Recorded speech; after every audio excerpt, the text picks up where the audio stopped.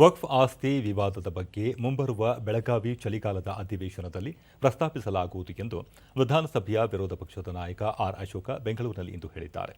ರಾಜ್ಯದ ಬಹುತೇಕ ಭಾಗಗಳಲ್ಲಿ ಹಿಂದುಳಿದ ವರ್ಗದವರ ಜಮೀನನ್ನು ಕಸಿಯಲು ರಾಜ್ಯ ಸರ್ಕಾರ ವಕ್ಫ್ ಅಸ್ತ್ರ ಬಳಕೆ ಮಾಡುತ್ತಿದೆ. ಇದರ ವಿರುದ್ಧ ಬಿಜೆಪಿ ಈಗಾಗಲೇ ಹೋರಾಟ ಆರಂಭಿಸಿದೆ. ಮುಂಬರುವ ವಿಧಾನಸಭಾ ಅಧಿವೇಶನದಲ್ಲೂ ಈ ವಿಷಯವನ್ನು ಪ್ರಸ್ತಾಪಿಸಲು ನಿರ್ಧರಿಸಲಾಗಿದೆ ಎಂದರು. ಇದೇ ವೇಳೆ ಕಳೆದ ವಿಧಾನಸಭಾ ಚುನಾವಣೆಯಲ್ಲಿ ಬಿಜೆಪಿ ಸರ್ಕಾರದ ವಿರುದ್ಧ ಕಾಂಗ್ರೆಸ್ಸಿಗರು ಶೇಕಡಾ 40ರಷ್ಟು ಕಮಿಷನ್ ಪಡೆಯುತ್ತಿರುವ ಆರೋಪ ಮಾಡಿದ್ದರು. ಆದರೆ ಇದೀಗ ಆ ಆರೋಪವೇ ಸುಳ್ಳು ಎಂದು ಸಾಬೀತಾಗಿದೆ. ವಾಲ್ಮೀಕಿ ಅಭಿವೃದ್ಧಿ ನಿಗಮದ ಅನುದಾನ ದುರ್ಬಳಕೆ ಮಾಡಿಕೊಂಡಿರುವುದನ್ನು ಈಗಾಗಲೇ ಜಾರಿ ನಿರ್ದೇಶನಾಲಯ ಸಾಕ್ಷಿ ಸಹಿತ ಸಾಬೀತುಪಡಿಸಿದೆ.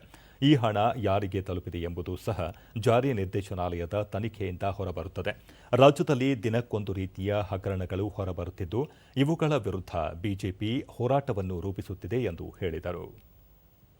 ಹಗರಣದಲ್ಲಿ 187 ಕೋಟಿ ಪಟಾಪಟ್ ಅಂತೇಳಿ ಹೈದರಾಬಾದ್ ಬ್ಯಾಂಕ್ಗೆ ಟ್ರಾನ್ಸ್ಫರ್ ಮಾಡಿ ಅಲ್ಲಿಂದ ವೈಟ್ ಸ್ಟೋರ್ಗಳಿಗೆ ಟ್ರಾನ್ಸ್ಫರ್ ಆಗಿ ಅಲ್ಲಿಂದ ಬಳ್ಳಾರಿ ಎಲೆಕ್ಷನ್ಗೆ ಹೋಗಿರೋದು ಬಟಾಬೈಲು ಸಾಕ್ಷಿ ಕೊಟ್ಟಿದ್ದೀರಿ. ಮತ್ತೆ ಇಡಿ ಅವರು ಇದನ್ನ ಅನುಮೋದನೆ ಮಾಡಿದ್ದಾರೆ. ಹೌದು, ಇಷ್ಟು ದುಡ್ಡು ಇಂಥ ಬ್ಯಾಂಕ್ ಹೋಗಿದೆ, ಅಲ್ಲಿಂದ ವೈಟ್ ಸ್ಟೋರ್ಗೂ ಹೋಗಿದೆ, ಪೆಟ್ರೋಲ್ ಬಂಕ್ ಹೋಗಿದೆ, ಅಲ್ಲಿಂದ ಇಂಥ ಕಡೆಗೆ ಇಂತಿಂತವರಿಗೆ ಬಳ್ಳಾರಿಯಲ್ಲಿ ಇಂತಿಂತ ವ್ಯಕ್ತಿಗಳಿಗೆ ಇಷ್ಟಿಷ್ಟು ಹೋಗಿದೆ, ಅವರು ಎಲ್ಲರಿಗೂ 500 ರೂಪಾಯಿ ಕೊಟ್ಟಿದ್ದಾರೆ. ಇಷ್ಟು ದಾಖಲೆಗಳನ್ನ ಸರ್ಕಾರದ ಸಂಸ್ಥೆ ತನಿಖಾ ಆಯೋಗ ರಿಪೋರ್ಟ್ ಮಾಡಿ. ಸಂಸದ ಗೋವಿಂದ ಕಾರಜೋಳ ಬಿಜೆಪಿ ಸರ್ಕಾರದ ಅವಧಿಯಲ್ಲಿ ರೈತರ ಅನುಕೂಲಕ್ಕಾಗಿ 10 HP-ವರೆಗೆ ಉಚಿತ ವಿದ್ಯುತ್ ನೀಡುವ ಶೀಘ್ರ ಸಂಪರ್ಕ ಯೋಜನೆ ಜಾರಿ ಮಾಡಿದ ಯೋಜನೆಯನ್ನು ಮುಖ್ಯಮಂತ್ರಿ ಸಿದ್ದರಾಮಯ್ಯ ನೇತೃತ್ವದ ಸರ್ಕಾರ ರದ್ದು ಮಾಡಿದೆ. ಇದರಿಂದ ರೈತರಿಗೆ ಹೊಸ ಸಂಪರ್ಕ ಸಿಗದೆ ಪರದಾಡುವಂತಾಗಿದೆ. ಈ ಹಿನ್ನೆಲೆಯಲ್ಲಿ ರಾಜ್ಯ ಸರ್ಕಾರ ರದ್ದು ಮಾಡಿರುವ ಶೀಘ್ರ ಸಂಪರ್ಕ ಯೋಜನೆಯನ್ನು ಪುನಃ ಜಾರಿ ಮಾಡುವಂತೆ ಅವರು ಆಗ್ರಹಿಸಿದ್ದಾರೆ.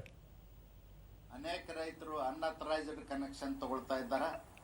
ಅನ್ಅಥರೈಸ್ಡ್ ಕನೆಕ್ಷನ್ ತಗೊಳ್ತಕ್ಕಂಥ ರೈತರ ಮೇಲೆ ವಿದ್ಯುತ್ ಇಲಾಖೆಯವರು ಪದೇ ಕೇಸ್ಗಳನ್ನ ಹಾಕೋದು, ದಂಡ ಹಾಕೋದು ಮತ್ತು ರೈತರಿಗೆ ಹೆರಾಸ್ಮೆಂಟ್ ನಿರಂತರವಾಗಿ